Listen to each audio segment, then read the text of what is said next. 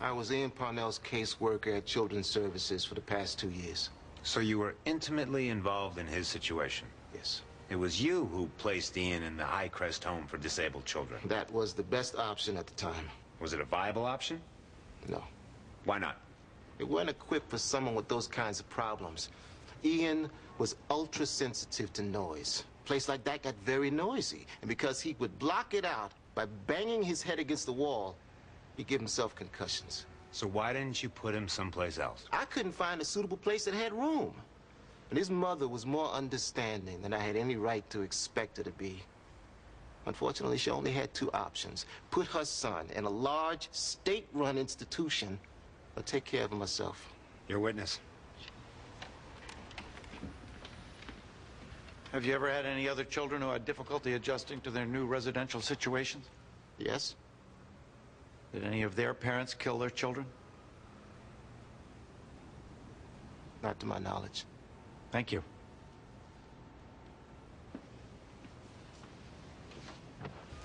First time I noticed something was wrong with Ian, he just turned 4. He was singing his favorite song, Old MacDonald, and he forgot that pigs say oink. Then he started complaining there was a bad mouse inside his head. In 3 months, he stopped talking or using the toilet. Would you describe yourself as having a sustained feeling of desperation ever since? Objection. Leading. Lay the foundation, counselor. Since your son's condition made itself known, have you been able to regain anything approaching normalcy? Objection. Leading. Is Mr. McCoy categorically opposed to permitting this woman to testify? She has to testify according to the rules of evidence, Mr. Peck. So let's see if we can get her to do that. Ms. Parnell, when your son's health began deteriorating, what did you do? We tried low-bass intervention, auditory interpretation, steroids, several different diets, clonidine.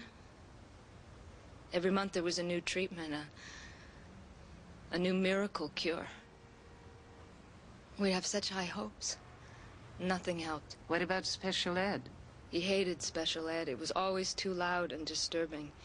When my marriage started falling apart, we tried sending Ian to respite care for the weekend, but they'd call us up usually by Friday night to take him back. And then he started having seizures, and I was afraid that he'd kill himself, so Ian, he needed me, but he was getting too big, and he stopped letting me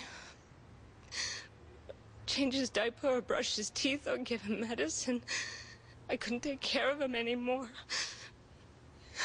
Why didn't you send him somewhere? Whether it was an institution or a group home, whatever it was, someplace would have taken him off your hands. I couldn't. To other people, he was just some weird kid who threw his poop around the room. And to me, when he was listening to Old MacDonald, he was my baby. I loved him so much.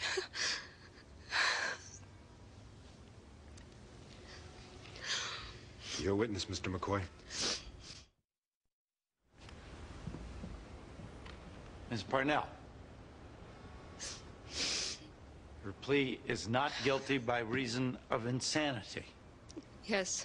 That means that at the time you set the fire, you didn't know right from wrong.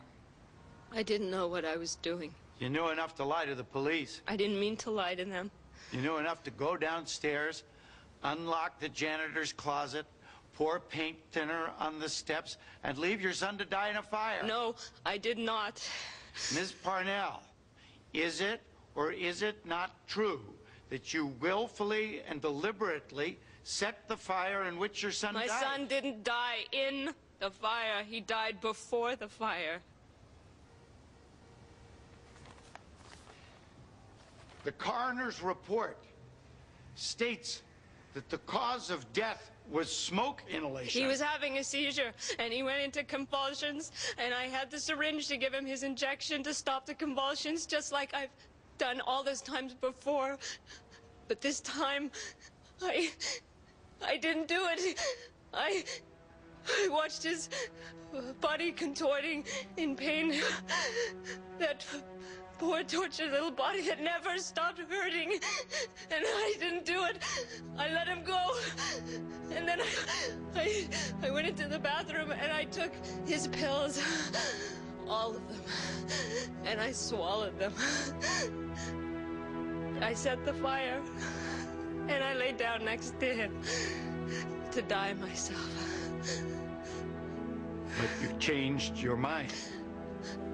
The smoke made me cough. And the pills didn't work. And I started to think about my daughter. And I got up and I ran outside and I grabbed the phone out of some guy's hand and I dialed 911. And I never would have set the fire. If I'd known Ian was alive, I never would have done that to him. I never would have made us suffer like that. He suffered so much in his life.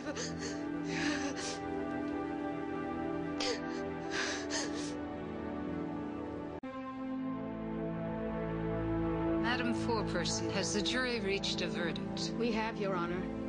Will the defendant please rise? What is your verdict?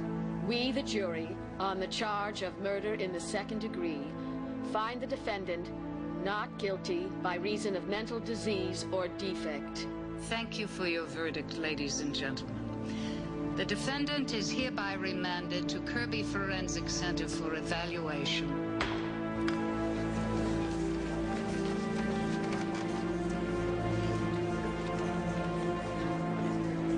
Tough case, McCoy. Little tip from the other side of the aisle. Next time you have a shot at lesser included offenses, take it. Thanks.